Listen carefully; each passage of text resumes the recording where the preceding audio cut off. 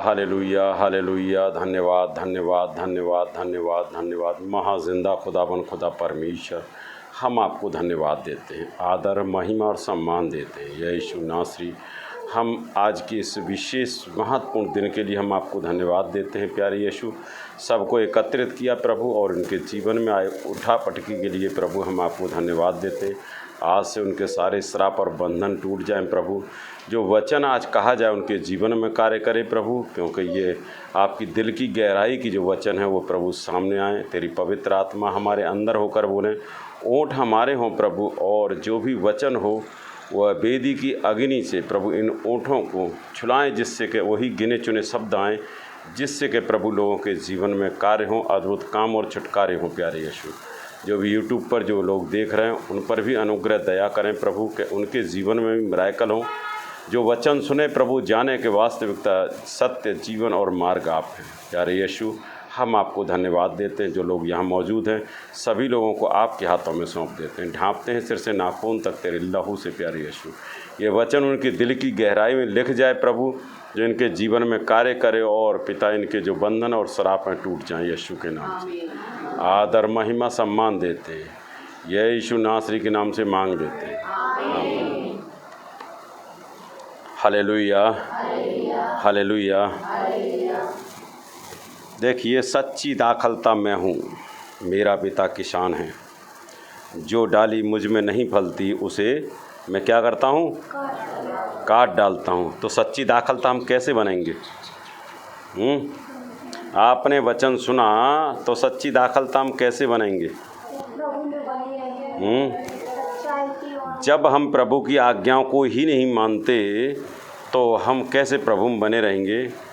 एक वचन और आया इसी का साथ में, यदि तुम मुझ में बने रहो और मेरा वचन तुम में बना रहे तो जो चाहो मांगो वह मैं तुम्हारे लिए हो जाएगा।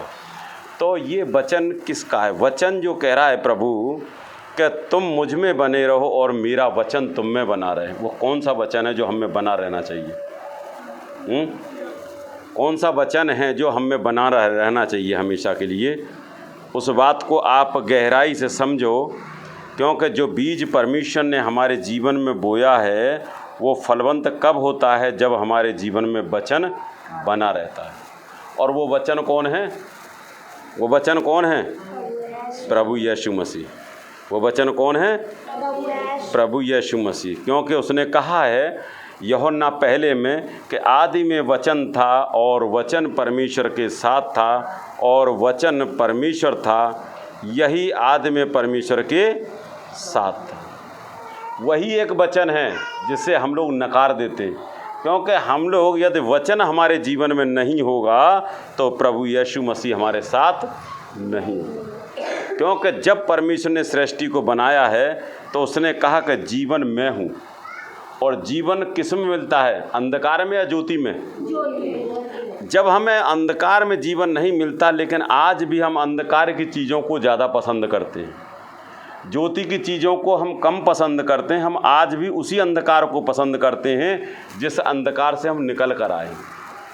यदि हम उसी अंधकार को पसंद करेंगे तो अंधकार की चीज़ें हमारे जीवन में कार्य करेंगी या नहीं करेंगी? हैं? अब ये देखना कि हमें ज्योति में चलना क्या है से। यदि आप ज्योति में चलना चाहते तो ज्योति में जो वचन कहता है उसके अनुसार हमें चलना सीखना पड़ेगा। जैसा कि इसी में आगे कहा है, सब कुछ उसी के द्वारा उत्पन्न हुआ और जो कुछ उत्पन्न हुआ उसमें से कोई भी वस्तु उसके बिना उत्पन्न नहीं हुई। उसमें जीवन था। किसमें जीवन था? प्रभु यीशु मसीह में जीवन था, और वह जीवन मनुष्य की ज्योति था। वो कौन था? मनुष्य की ज्योति। लेकिन हम मनुष्य की ज्योति है कहाँ है?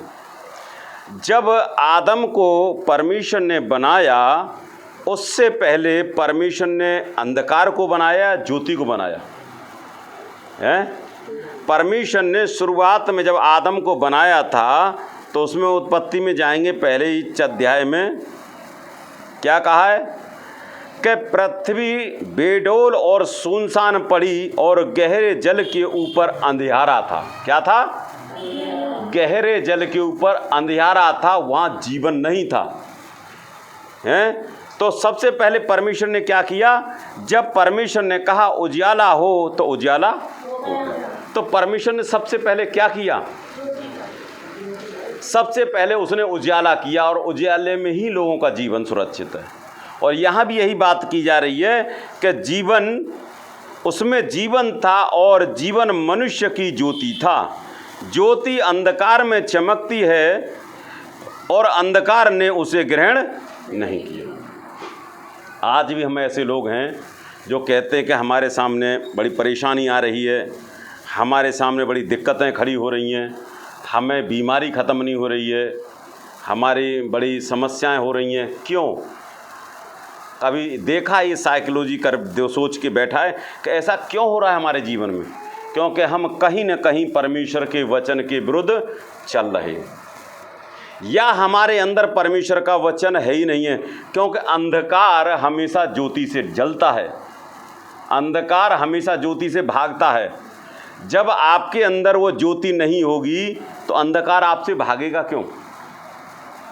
पहले अंदर उस ज्योति को जलाइए जो प्रभु यीशु मसीह के नाम की आपके अंदर ज्योति जलेगी, तभी तो अंधकार आपसे दूर भागेगा।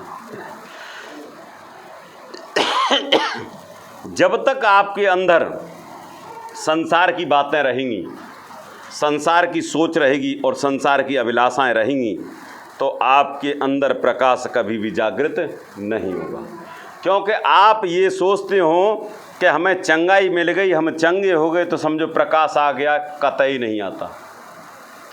प्रकाश आने के लिए यदि आपके अंदर प्रकाश आएगा तो संसार की जो चीज़ हैं उसे आप भूलते हुए आत्मिक चीज़ों और स्वर्ग की चीज़ों की खोज में रहोगे। फिर आपको एक लालसा रहेगी कि अरे काम को छोड़ो, पहले परमेश्वर की संगति में जाना है। और यदि हम इस चीज़ को नहीं सोचते, हम ये सोचते हैं चलो संगति को छोड़ो और घर के काम को देखेंगे, तो फिर हम आज भी मरे हुए कामों को देखना चाहते हैं, हम जिंदे कामों को नहीं देखना चाहते, हम आज भी अपना जीवन नहीं पाना चाहते, हम आज भी अपने जीवन को खोने को तैयार हैं। क्योंकि हम जब तक हमारे अंदर प्रकाश नहीं होगा, जब प्रकाश नहीं होगा तो हमारे जीवन में ज्योति नहीं होगी, और जब ज्योति नहीं होगी तो हमारा जीवन भी नहीं होगा। क्योंकि ये तीन पहलू कह रहा है कि उसमें कहा है कि उसमें जीवन था और जीवन मनुष्य की ज्योति था। जीवन किसमें था? प्रभु यीशु मसीह में।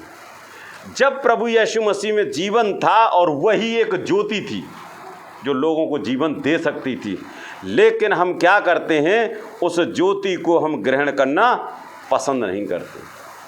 यदि हम उस ज्योति को ग्रहण कर लें तो हम संसार की चीज़ों की तरफ नहीं भागेंगे। हम अधिकांश, हमारी लालसा ये रहेगी कि भाई आज वहाँ संगति है, सबसे पहले काम को ख़त्म करके हम उस संगति में जाएंगे, इसके बाद दूसरा काम देखेंगे। दूसरी बात, यदि हमारे अंदर प्रकाश चमकेगा, यदि ज्योति चमकेगी तो अंधकार हमसे दूर भागेगा। और जितनी भी संसार की चीज़ें हैं वह क्या है, ज्योति है या अंधकार है? हैं? संसार की जो भी चीज़ें हैं वो ज्योति है, अंधकार है? हैं? जब अंधकार है फिर भी हम उस अंधकार की तरफ भागते हैं। यूहन्ना 15:11 में कहा है, चलो खोलो मत, बता देता हूँ, मैंने ये बातें तुमसे इसलिए कही हैं कि मेरा आनंद तुम में बना रहे और तुम्हारा आनंद पूरा हो जाए। प्रभु यीशु मसीह आपको आनंद दे रहा है, अपने मन की शांति को दे रहा है, फिर भी हमारे मन में शांति नहीं है, हमारे काम बिगड़ रहे हैं, तो हम कहीं न कहीं प्रभु की आज्ञाओं के विरुद्ध चल रहे हैं। यदि हम डॉक्टरों को पैसा दे रहे हैं तो हमारा दशमांश प्रभु में नहीं जा रहा है। क्योंकि पर जो दुष्ट होता है, जो आपकी इनकम पर छापा कम मारता है जब नंबर 2 की इनकम होती है। आज यदि आप सर्विस कर रहे हैं, नौकरी कर रहे हैं, यदि आपका जीएसटी टैक्स यदि उसमें कट के जा रहा है तो कोई भी आयकर अधिकारी आपकी संपत्ति को हड़प नहीं सकता। इसी तरह परमेश्वर का वचन कहता है, यदि आपकी पैसा कहीं से भी 10,000 या 20,000 आया यदि प्रभु का आपने उसमें हक निकाल के रख दिया तो ये समझिए कि आपने वह जीएसटी चुकता कर दी कि संसार का ईश्वर उस दौलत को छूने न पाए। जब तक हम उसका टैक्स नहीं जमा करते तो परमेश्वर की उसकी पहरेदारी जवाबदेही नहीं होती है। यदि आप उसका टैक्स जमा करेंगे तब परमेश्वर से आप जवाबदेही मांग सकते हैं, क्या प्रभु मैं तेरा जीएसटी दे रहा हूँ, मैं तेरा इनकम टैक्स दे रहा हूँ, फिर भी मेरे जीवन में पैसा क्यों नहीं रुक रहा, मेरा पैसा क्यों व्यर्थ जा रहा है। जब आपका जीएसटी नहीं जाएगा, जब परमेश्वर का हक आप उसमें से नहीं निकालेंगे तो स्वाभाविक है कि दुष्ट उस पर छापे मारेगा, और छापे मारेगा तो समझिए वो पैसा कहीं ना कहीं जाएगा। मतलब संसार की ताकत जो है वो आपके जीवन में कार्य करना शुरू कर देगी, और जब कार्य करेगी तो आपका पैसा डॉक्टरों के पास जाए या कहीं बीमारी में जाए या घर की परेशानी में जाए, वो पैसा कहीं ना कहीं इन्वेस्ट होगा ज़रूर। लेकिन यदि हम परमेश्वर के हक को ईमानदारी से यदि निकालेंगे तो पैसा हमारा व्यर्थ नहीं जाएगा। जो हमारी ज़रूरतें, जो परमेश्वर समझता है कि जहाँ ज़रूरत है वहीं आपके पैसे को खर्च होने देगा।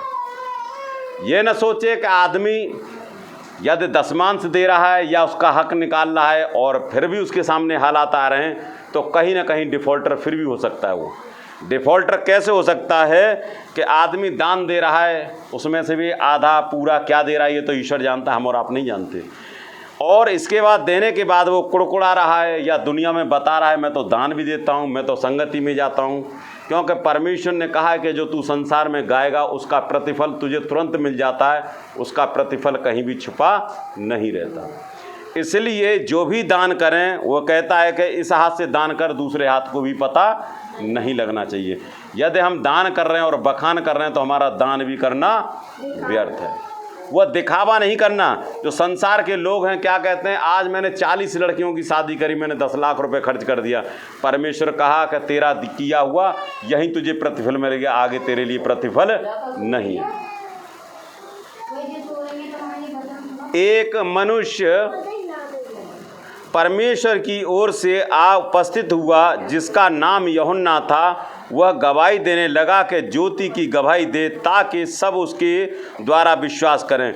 यूहन्ना जो परमेश्वर का दास था और प्रभु यीशु मसीह से पहले इस पृथ्वी पर आया कि परमेश्वर के प्रभु यीशु मसीह के प्रचार को मैं पूरा करूं, क्योंकि उसके अंदर ज्योति थी और ज्योति की वो गवाही देता था।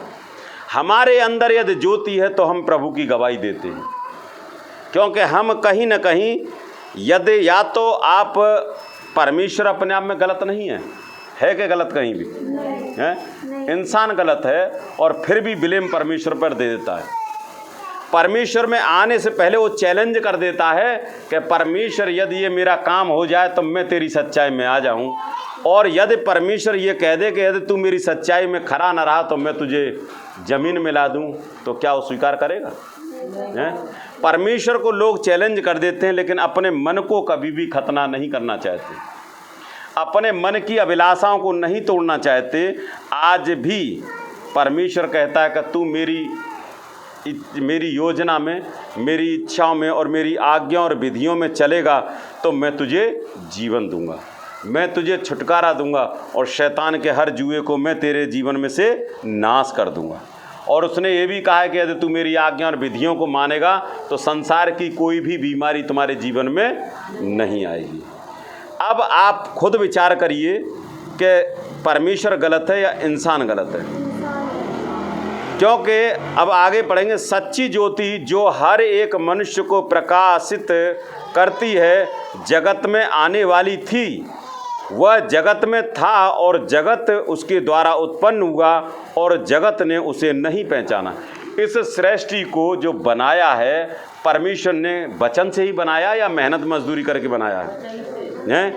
जब पृथ्वी बनी थी वचन तो तब भी था, और ये कायनात जब तक यीशु नहीं आया तब भी ये कायनात चलती थी, क्योंकि वचन परमेश्वर के साथ था। वह जैसा जैसा बोलता था वैसा वैसा परमेश्वर लोगों के जीवन में कार्य होते थे।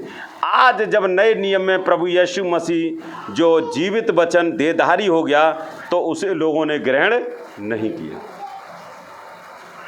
उसे ग्रहण नहीं किया। क्योंकि जगत में आने वाली थी, वह जगत में था और जगत उसके द्वारा उत्पन्न हुआ और जगत ने उसे नहीं पहचाना। वह अपने घर आया और उसके अपनों ने उसे ग्रहण नहीं किया। आज भी लोग सच्चाई में चल रहे हैं। यदि कोई खरी बात कह दी जाए तो बहुत से लोग तो वचन छोड़ के भाग जाते हैं। बहुत से लोग कहते हैं कि हमें विश्वास है। विश्वास दो तरीके का होता है, एक आत्मिक विश्वास होता है और एक मन का विश्वास होता है। आत्मिक विश्वास होता है वो परमेश्वर की तरफ से होता है, और जब आत्मिक विश्वास होता है तो तुम संसार की तरफ कभी भी नहीं भागोगे। आज यदि बीमार हो जाए कोई आदमी तो सबसे पहले क्या कहेगा कि परमेश्वर की हजूरी में जाऊं, परमेश्वर मुझे चंगा करेगा। और बहुत से लोग क्या कहते हैं कि आज बीमार हो गए, पहले डॉक्टर के पास जाऊं। तो विश्वास भी दो तरीके का होता है। यदि हमारा विश्वास भी टूटा हुआ है तो हम परमेश्वर की महिमा कभी भी देख नहीं सकते। सबसे पहला हमारा विश्वास होना चाहिए। यदि विश्वास नहीं है तो हमारे जीवन में परमेश्वर के कार्य नहीं हो सकते। परंतु जितनों ने उसे ग्रहण किया उसने उन्हें परमेश्वर की संतान होने का अधिकार दिया, अर्थात उन्हें जो उसके नाम पर विश्वास रखते हैं वे न तो लहू से, न शरीर की इच्छा से, न मनुष्य की इच्छा से, परंतु परमेश्वर से उत्पन्न हुए। जो क्या बोली सेंटेंस सुन लीजिए, विश्वास रखते हैं वे न तो लहू से, न शरीर की इच्छा से, न मनुष्य की इच्छा से, परंतु परमेश्वर से उत्पन्न हुए। इन तीनों चीज़ में यदि हम परमेश्वर में हैं, विश्वास करते हैं, तो आप ये समझिए कि हम न तो शरीर की इच्छा पूरी करेंगे, न लहू से और न मनुष्य की इच्छा से करेंगे, तो क्या करेंगे? परमेश्वर की इच्छा को। जिस दिन हमारे जीवन में ये कार्य होने लगेगा उस दिन अंधकार की ताकतें दिन प्रतिदिन खत्म होती जाएंगी। क्योंकि जैसा जैसा आपका अंश अंश प्रकाश बढ़ता चला जाएगा आपके जीवन में, तभी आपका अंधकार धीरे धीरे मिटता चला जाएगा। यदि हमारे अंदर अंधकार है तो अंधकार की चीज़ें हमारे जीवन में कार्य करेंगी। यदि आज भी हम अंधकार की अभिलाषाओं में डूबे हुए हैं तो आज भी हमारे अंदर अंधकार संसार का ईश्वर काम करेगा। और जब हम इस संसार की चीज़ों का त्याग करते चले जाएंगे तब परमेश्वर हमारे जीवन में वो प्रकाश उत्पन्न करेगा, वो पवित्र आत्मा उत्पन्न करेगा, जिससे हम संसार की अभिलाषाओं को भूलते हुए केवल परमेश्वर की बातों को, परमेश्वर के वचनों को, परमेश्वर की कलीसियाओं का ध्यान रखते हुए उसकी महिमा लोगों को बताएंगे, उसकी सच्चाई को बताएंगे कि वास्तविकता परमेश्वर है कौन।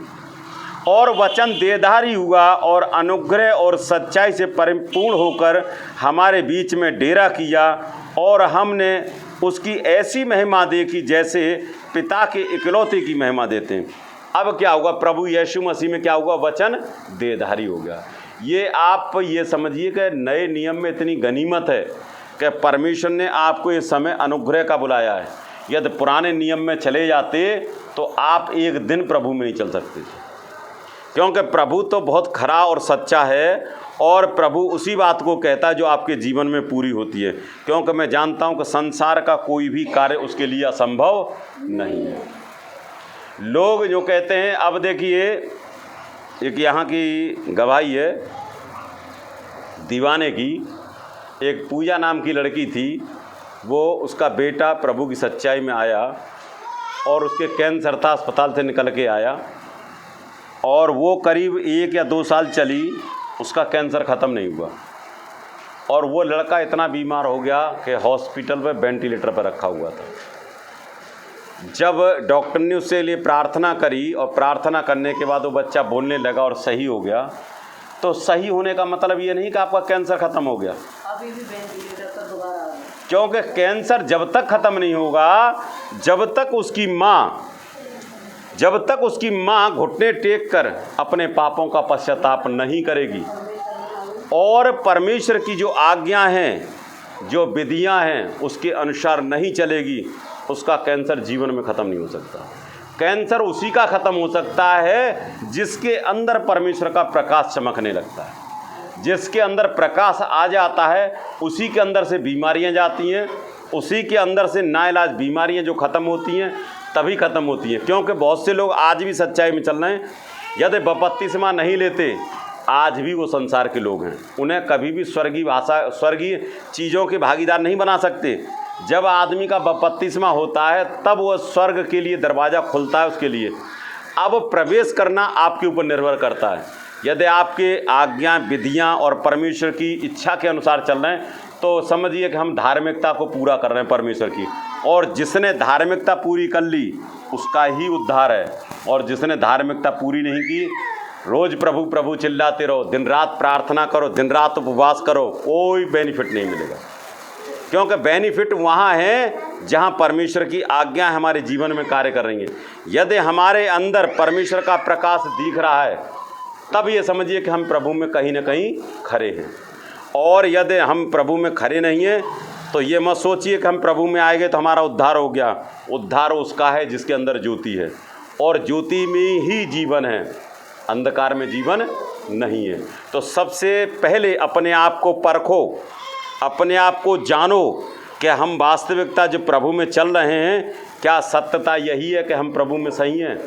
हम प्रार्थनाओं में जो मांगते हैं क्या मांगते हैं कि प्रभु मेरे बच्चे की नौकरी लग जाए, प्रभु मेरा मकान बन जाए, प्रभु मेरा घर बन जाए, प्रभु मेरी खेती में अच्छी फसल हो जाए। क्या है? ये मिट्टी की चीज़ों को मांगते हो, और जो मिट्टी की चीज़ों को मांगते हैं वो प्रभु से बहुत दूर है।